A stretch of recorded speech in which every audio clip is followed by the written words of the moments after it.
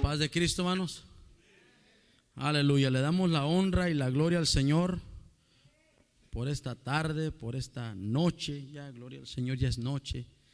Pero estamos aquí agradecidos, cantándole al Señor Jesucristo, que nos ha permitido estar con todo bien. Gloria al Señor.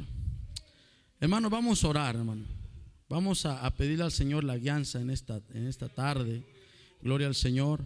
Y que Él sea, gloria al Señor, quien conduzca nuestras vidas. Padre Jesús, en este momento, Señor, estamos delante de tu presencia, Jesús.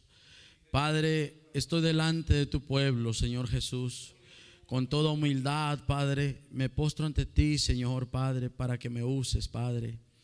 Señor Jesús, como siempre, Padre, he dicho, yo no soy nadie, Señor. Solo soy un pedazo de barro, Señor. Y aquí, Señor, están mis labios, está mi mente, mi corazón. Úsalos, Padre, conforme sea tu voluntad, Señor. Que no salga palabra de mi boca, Señor, sino que sea palabra, Señor, que sea enviada de ti para tu pueblo, Padre. En el nombre del Señor, amén y amén. Gloria al Señor. Bendito el Señor Jesús. Aleluya. Vamos, hermanos, a entrar a una enseñanza, a una reflexión, o como vamos a decirles una enseñanza. Gloria al Señor. Vamos a abrir nuestras Biblias, hermanos, en 2 de Corintios capítulo 5. Vamos a empezar del versículo 14. Sabemos, hermano, que cuando el apóstol Pablo escribía estas escrituras, ya sea a los Corintios, a los Efesios, a cualquier iglesia que fuese puesta esta escritura, yo siempre he quitado al personaje a quien fue escrito y lo tomo para mí, para que esa escritura sea puesta de bendición a mi vida, ya sea de corrección, ya sea lo que sea, hermano, la tomo para mí. 2 de Corintios capítulo 5, empezando del 14, vamos a darle lectura hasta el 17. Trataré de leerlo lo más entendible para que podamos entender. Dice: porque el amor de Cristo nos constriñe, pensando esto, que si uno murió por todos, luego todos murieron. Y por todos murió, para que los que viven ya no vivan para sí, sino para aquel que murió y resucitó por ellos. De manera que nosotros de aquí en adelante a nadie conocemos según la carne. Y aun si a Cristo conocimos según la carne, ya no lo conocemos así. De modo que si alguno está en Cristo, nueva criatura es. Las cosas viejas pasaron, he aquí, todas son hechas nuevas. Pueden tomar sus lugares, mis hermanos. Gloria al Señor. Gloria al Señor Jesucristo. Hermanos, es un poco largo el mensaje, la enseñanza, pero voy a tratar de... si tiene que haber una segunda parte para esto, hermano, yo lo tengo que hacer, porque me gustaría explicarme más a profundo de lo que he estado metiéndome sobre en esto. Por tema le he puesto las 3 funciones de la iglesia. Las 3 funciones de la iglesia. Hay situaciones, hermano, que nosotros pues como agarramos un título para ponerle a la palabra o al mensaje, pero no quiere decir que estas sean las únicas 3 opciones que la iglesia tiene, sino que lo usamos de las 3 cosas que vamos a hablar en el mensaje o en la enseñanza o en la reflexión. No quiere decir que nada más hay 3 funciones que la iglesia tiene que hacer, sino que hay muchas más cosas, pero quiero tocar estas 3 cosas que son fundamentales para la iglesia. Gloria al Señor. Número 1, hermano, gloria al Señor. El adorar el único Señor Dios verdadero. Esa es una de las razones que la iglesia tenemos que entender, que tenemos que adorar al único Dios verdadero. Porque en estos tiempos, mis hermanos, muchos se dicen llamar dioses. Incluso hasta para escribir la palabra Dios tiene que haber una diferencia. Y yo he notado en unas personas, hermano, que para escribir la palabra Dios, yo sé que esto posiblemente cause molestia en aquellos que son estudiosos. Yo no soy un estudiado, muy estudiado, pero voy aprendiendo. La palabra Dios, cuando se refiere a la palabra Dios o dioses, se escribe con D minúscula. Pero el Dios que nosotros servimos, hasta en eso tiene una diferencia. En la letra inicial tiene que ser D mayúscula. Y a veces he mirado que cometemos a veces el error de escribir Dios, refiriéndonos a nuestro Dios, con una D minúscula. No, el Dios de nosotros es el Dios verdadero, el Dios todopoderoso, el Dios que merece un respeto hasta en la manera de escribirse, con D mayúscula, de Dios verdadero. Gloria al Señor. Pero en estos tiempos hay muchos que se dicen llamar dioses. Como en aquellos tiempos pasados, se habla que la rana era Dios, el mosco era Dios, el piojo era Dios, todo era Dios, todo, hermano. Pero cuando el Señor Jesucristo envió a sacar a su pueblo de la esclavitud, envió toda clase de plagas. Y si nos podemos mirar, hermano, a cada plaga le mandó un castigo. Y como cada uno de esos dioses que tenían en aquellos entonces por dioses, el Dios verdadero le enseñó a esos dioses que no tenían poder.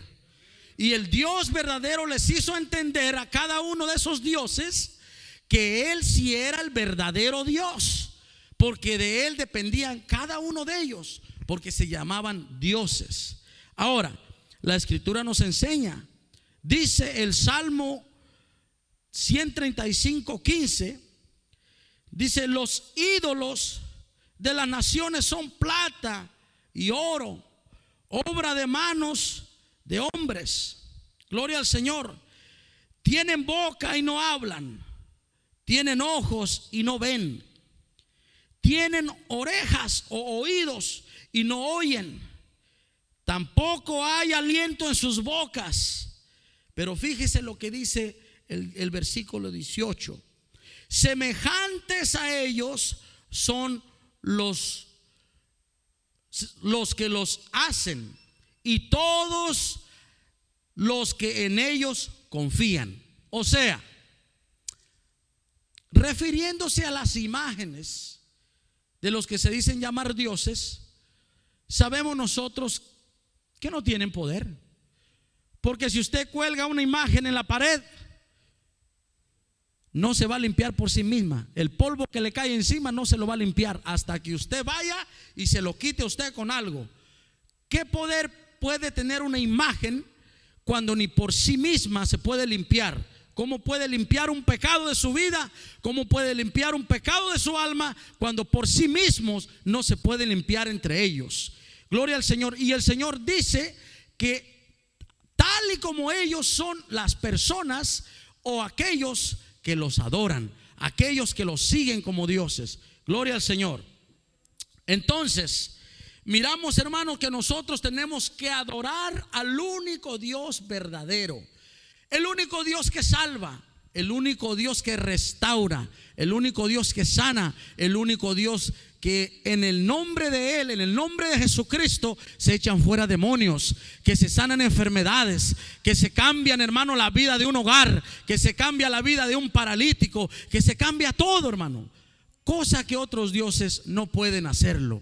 Entonces, refiriéndonos a la escritura que leímos, hermano, usted se preguntará, ¿qué tiene que ver lo que leímos con esto? Mucho, hermano, mucho.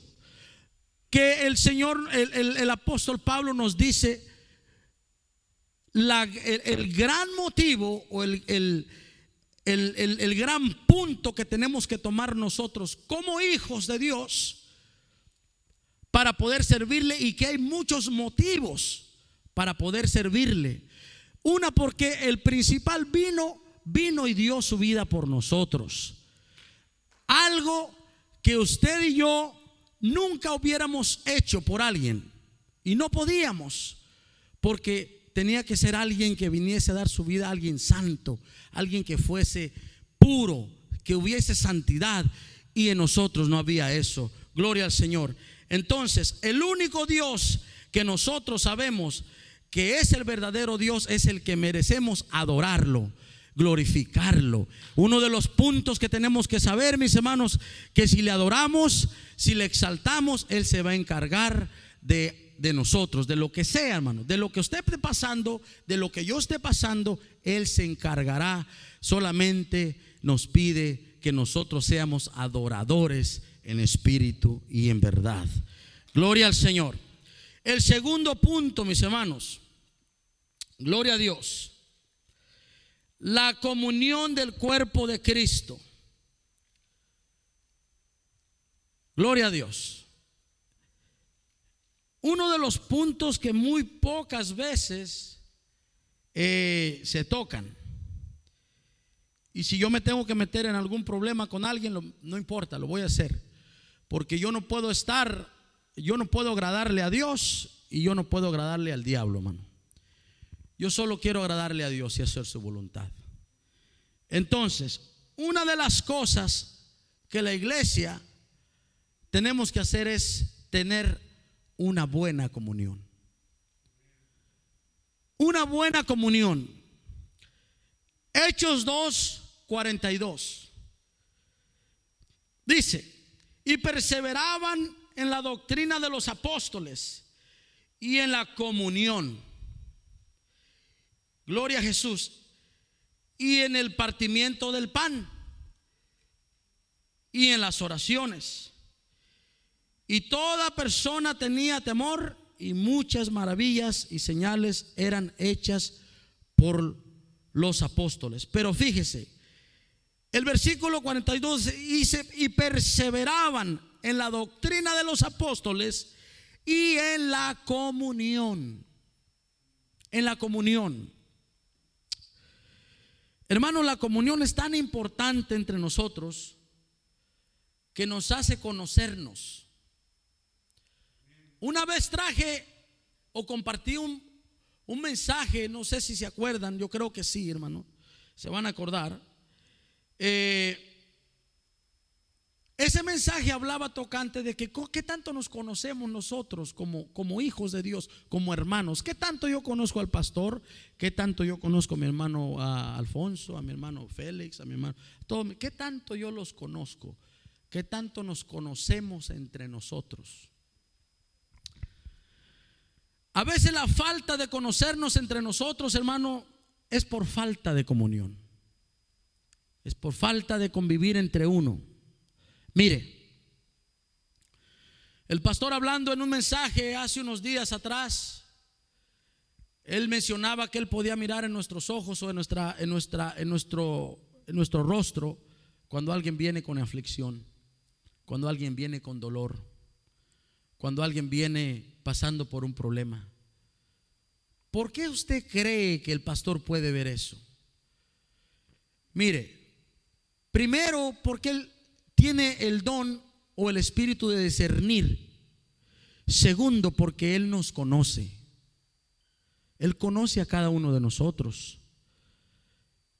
Si Él conoce mi actitud, y mi actitud no es la que normalmente yo traigo cuando yo entro por esas puertas, quiere decir que algo en mí está pasando.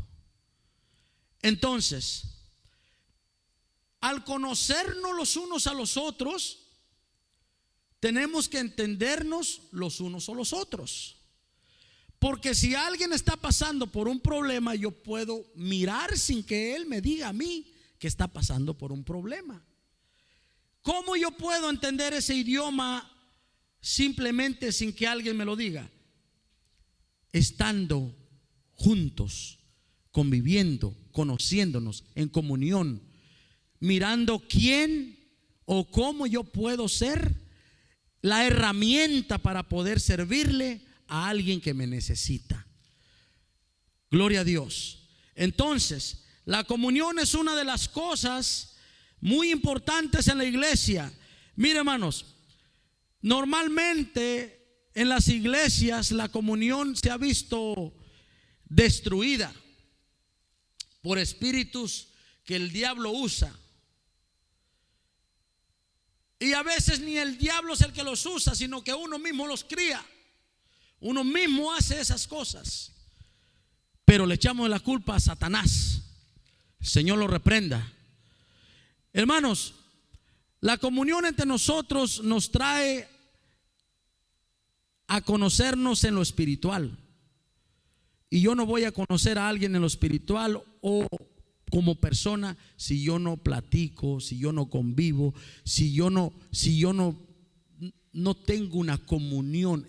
Comunión significa un común acuerdo, que estamos en lo mismo. Entonces, ¿cómo yo puedo conocer a alguien teniendo una comunión, un acercamiento? A un hermano de aquí de la iglesia, yo lo conozco un poquito, que sí puedo mirar cuando viene por algún problema o por algo, y así como yo lo conozco a él, también él a mí, porque me ha preguntado qué le pasa, por qué lo miro así, diferente.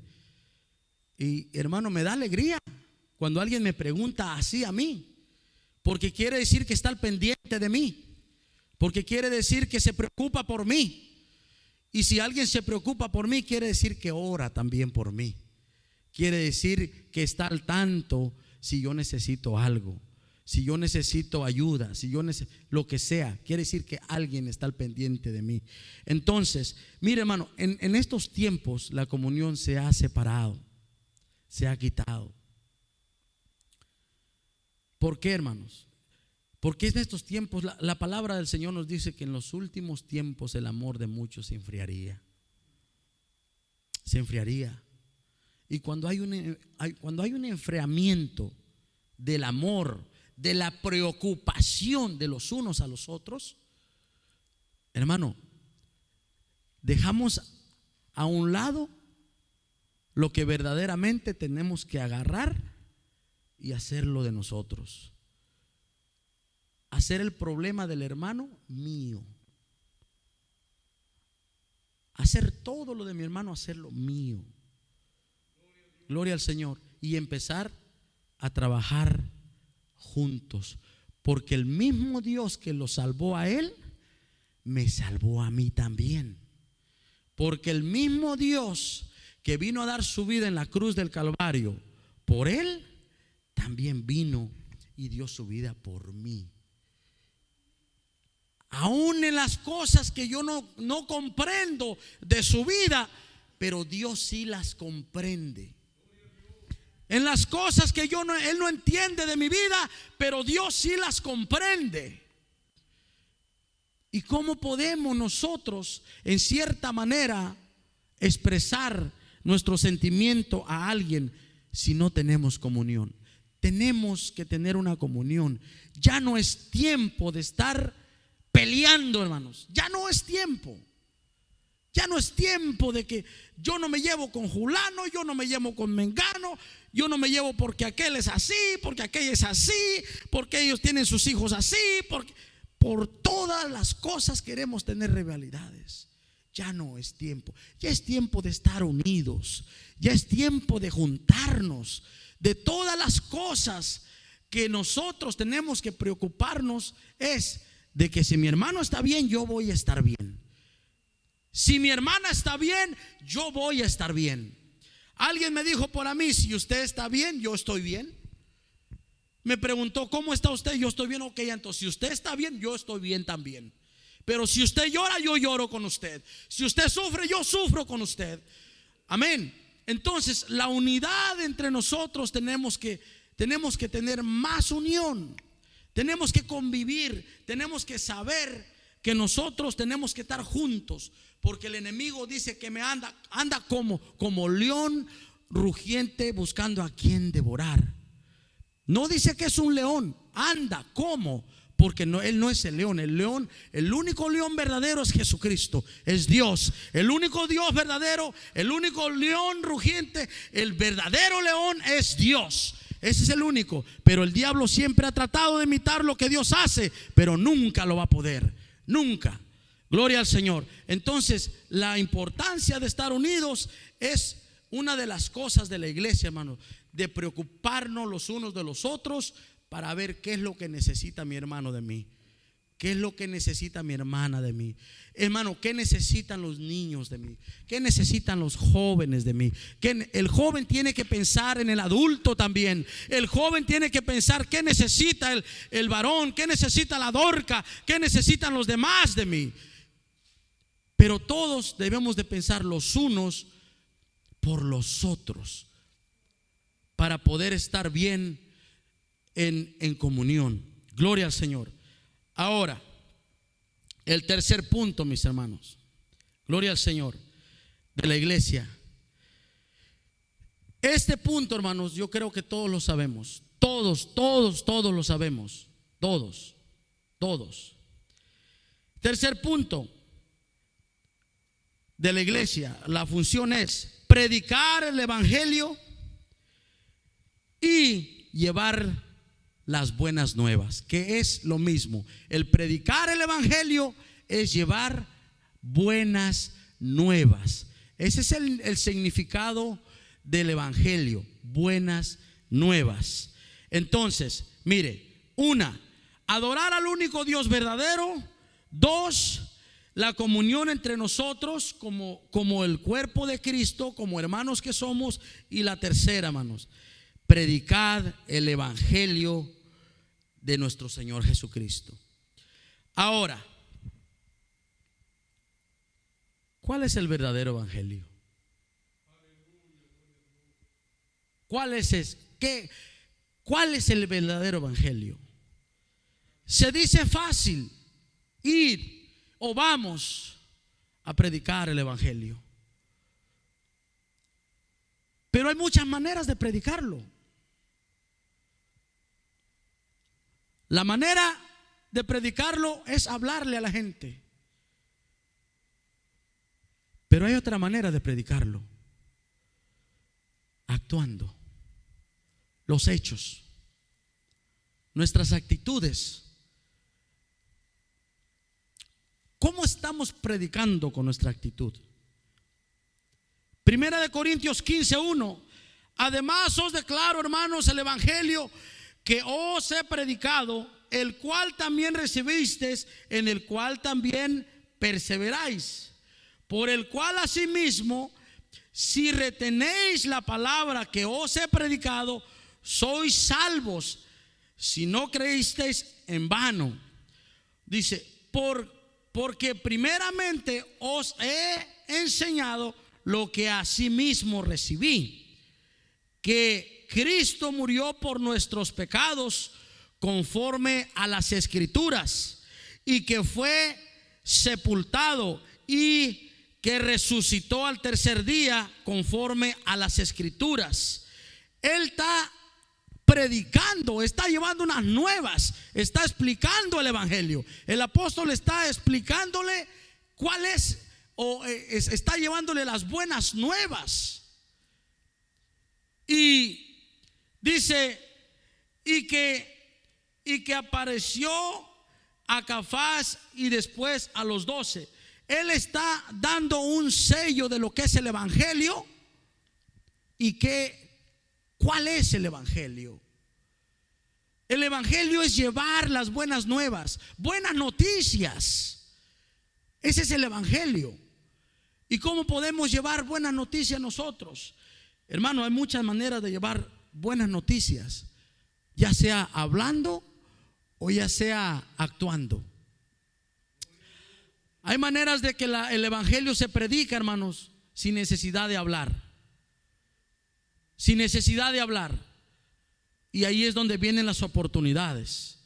para empezar a hablar. Se abren las puertas solitas.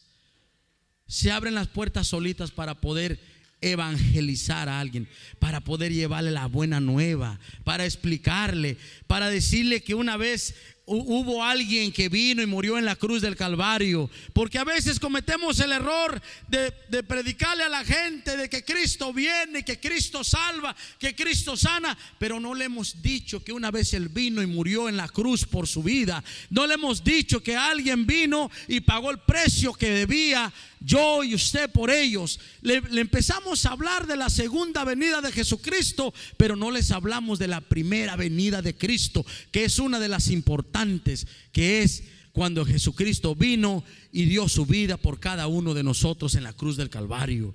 Gloria al Señor. Entonces, el llevarle las buenas nuevas a alguien, ya sea en palabra o actitud, esa es una de las funciones de la iglesia.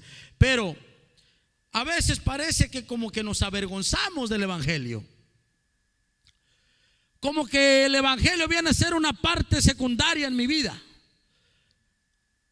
cuando el evangelio tiene que ser lo primitivo en nuestra vida, lo primero. El evangelio tiene que ser una de las cosas que nosotros tenemos que entender, hermanos, que miren, muchas cosas a veces, o muchas personas como que confunden o confundimos el que porque ya vamos a la iglesia ya vamos a ser perfectos. Hermanos, si yo vengo a buscar de Dios es porque yo necesito de Dios. Si yo vengo a la iglesia a oír palabra de Dios es porque yo necesito escuchar palabra de Dios. Yo no vengo a la iglesia porque soy perfecto.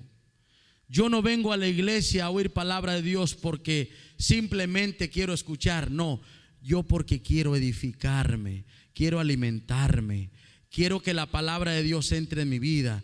Quiero que ese evangelio de esas buenas nuevas siga llenando mi espíritu. No vengo a la iglesia porque soy perfecto. Yo creo que si alguien dice aquí y se levanta, hermano, yo pienso que yo estoy en lo correcto o yo soy perfecto, puede decirlo, hermano. No le creo. No le creo. No le creo, hermano. Porque nosotros como humanos, hermano, pecamos. Pecamos. Y el que yo esté parado aquí en este altar no quiere decir que porque yo soy mejor que usted o porque soy más santo que usted, sino que el Señor en su gran misericordia me ha permitido venir a compartir un poco de las grandezas de Dios que ha hecho con mi vida. Y eso es por eso, hermanos, que yo les digo que el predicarle a la persona también es una manera de hacerlo con nuestras actitudes. Con nuestras actitudes. Entonces, pero ¿cuál es la importancia, mis hermanos? ¿O cuál es el valor? Hablando con alguien yo esta semana, hablaba tocante, ¿cuál es el punto principal de nosotros enseñar que Cristo vive en nuestra vida? ¿Cuál es el punto? ¿Usted se ha preguntado una vez en su vida cuál es el punto principal después de querer o obtener la salvación? Después de eso, ¿se ha preguntado usted en su vida cuál es el punto principal de enseñar a la gente que Cristo vive en nosotros? Yo sí me lo he preguntado. Me lo he preguntado muchas veces y la respuesta es la misma. Mire, número uno, el evangelio en nuestras vidas es para que el Señor nos purifique, nos santifique. La palabra de Dios nos llena, nos sana y nos lleva con un propósito a que un día alcancemos la salvación. Pero el siguiente punto, la importancia de enseñar o de predicar con mi actitud, es para que alguien más vea lo que Cristo ha hecho en mi vida. Para que alguien más mire que como yo era antes, ya no soy ahora el mismo. Uno de los puntos principales de nosotros es enseñarle al mundo que Cristo verdaderamente, Dios vino a hacer un cambio en mi vida.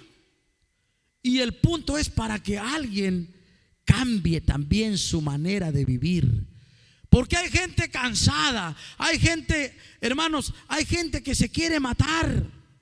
Hay gente que no quiere saber más de esta vida y han dicho que el infierno está en la tierra, aquí en la vida. Mentira del diablo. Hay un infierno creado para el diablo y sus ángeles y aquel que no quiere entregar su vida a Cristo también.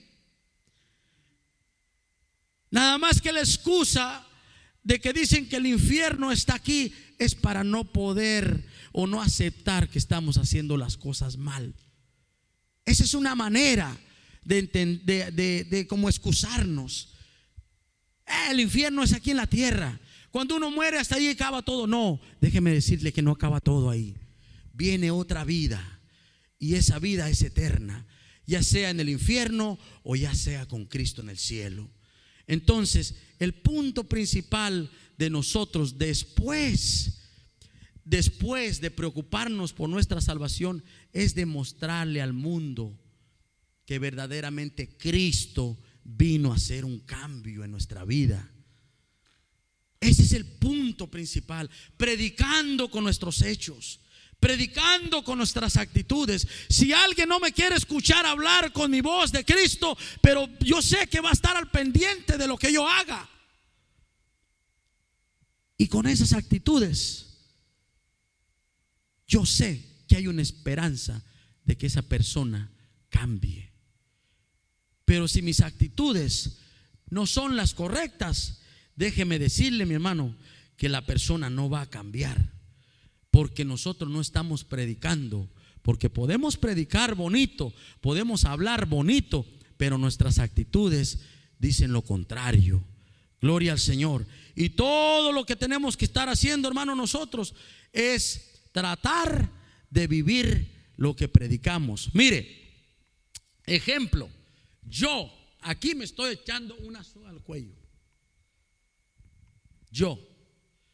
Porque a mí me encuentran en la calle y me encuentran haciendo algo desagradable a Dios y me dicen: oye, que tú no eres el mismo que predica en la iglesia apostólica de Crescent City.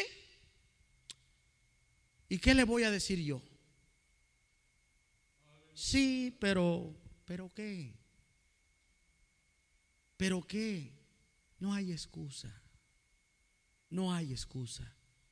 El Señor Jesucristo que me salvó está aquí en la iglesia, está en la calle, está en todos lados, en cualquier lugar. Hermanos, ¿y cuál es el propósito de mostrarle a otra persona lo que Cristo hizo en mí? ¿Cuál es el propósito? Hágase usted la pregunta. ¿Cuál es el propósito de mostrarle a alguien que Cristo cambia? Mire, hay muchos propósitos, pero empezando por el primero. Yo quisiera mostrarle a un borracho que Cristo tiene poder para quitarle el vicio del alcohol. Yo quisiera mostrarle a un drogadicto que Cristo tiene poder de quitarle el vicio de la drogadicción. Y si esa persona tiene un hogar, va a haber un cambio primeramente en él y él puede llevar el cambio completamente a su hogar. Es una cadena que va vamos a decir así, de escalón en escalón en escalón, pero todo depende de alguien que quiera mostrar el amor de Cristo en el corazón. Porque si no lo hacemos, entonces ese alguien se puede perder. Y usted y yo vamos a dar cuentas por eso.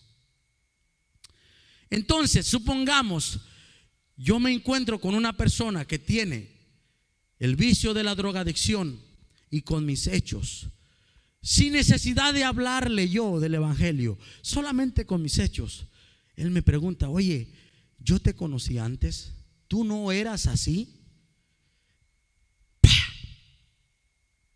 Se abre una puerta bien grande para poder introducirnos y decirle al Señor: aquí está la oportunidad de hablar con palabras, porque primero predicaste con hechos, Porque primero dijiste con tu actitud, pero después la persona misma te abre las puertas para que le digas con palabras cuál es el cambio que puede hacer Cristo en su vida. Si es un homosexual, Cristo lo cambia. El evangelio son buenas nuevas. El evangelio significa que es algo bueno. Entonces, hay muchas maneras y muchas importancias el por qué es importante demostrarle al mundo que verdaderamente Cristo vive en nosotros.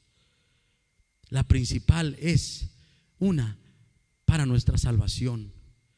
La siguiente, en mi punto de vista, porque yo puedo estar equivocado, puede haber alguien que sepa más que yo o que piense a lo mejor que yo, pero en mi punto de vista es para que nosotros podamos ser testimonios a alguien y que ese alguien sea cambiado. ¿Para qué? Para que venga y conozca de las grandezas de Dios. Ese es uno de los propósitos que es necesario que la iglesia entienda, o que entendamos que es necesario mostrarle al mundo qué es lo que verdaderamente el evangelio de Cristo hizo en mi vida. Y yo les aseguro, hermanos, que haciendo tales cosas uno se goza. Cuando tú traes una sonrisa a alguien que se pasa triste, te gozas. Te gozas porque puedes mirar que te dio una sonrisa llena de agradecimiento y de amor. Te gozas cuando alguien, si esa persona nunca sabe decir gracias y por primera vez tú le oyes decir gracias, te gozas. Porque no somos nosotros, sino es Cristo en nosotros. La misericordia de Cristo es la que nos lleva a mostrarle al mundo quién verdaderamente es Cristo en nuestra vida. Gloria a Dios. Pónganse de pie.